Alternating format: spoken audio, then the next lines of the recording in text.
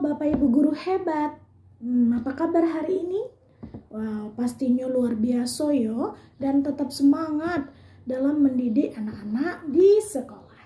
Kali iko Kak Tami nak bagi cerita atau nak bagi tips buat Bapak Ibu dimanapun berada, khususnya dalam modul bercerita atau mendongeng bahasa daerah.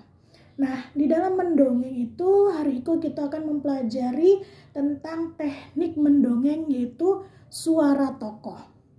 Perlu Bapak Ibu ketahui, di dalam mendongeng itu suara tokoh sangat mempengaruhi, ya kan?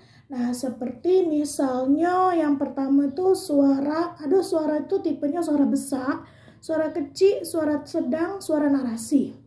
Kalau suara narasi itu suara yang kayak kita kok. Jadi misalnya pada zaman dahulu tinggallah kakek nenek yang ada di desa Padangguci. Itu suara narasi.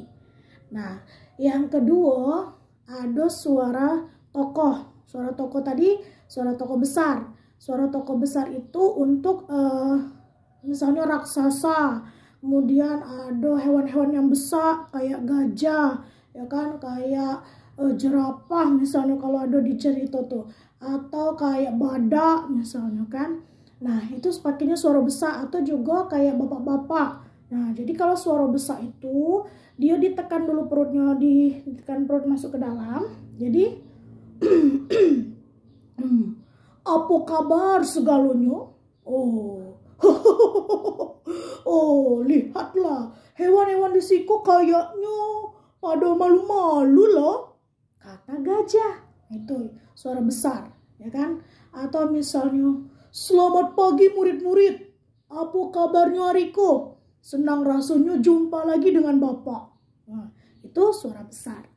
Yang kedua ada suara sedang, ya. Suara sedang itu biasanya dipakai oleh hewan-hewan yang berbadan sedang, kayak misalnya kucing gitu ya, kayak rusa, atau yang hewannya yang berbadan sedang, atau bisa juga dengan anak-anak yang kecil yang badannya tanggung, itu bisa menggunakan suara sedang.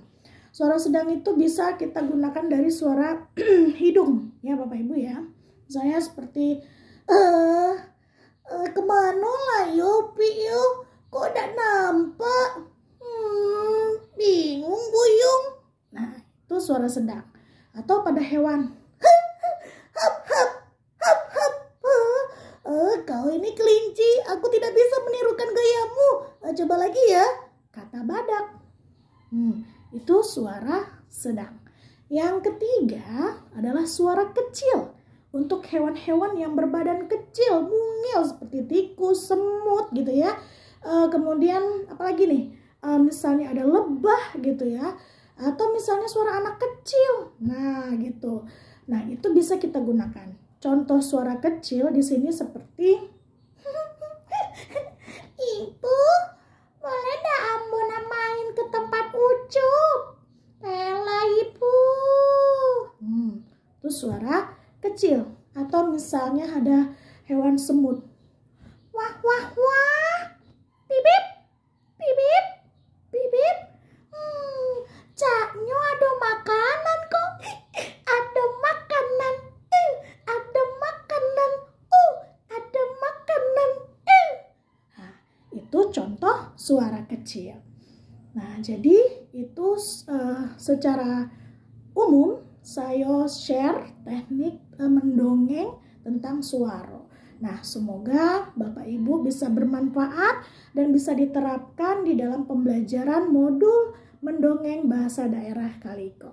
Sekian dari saya, Kak Tami. Wassalamualaikum warahmatullahi wabarakatuh. Sampai jumpa.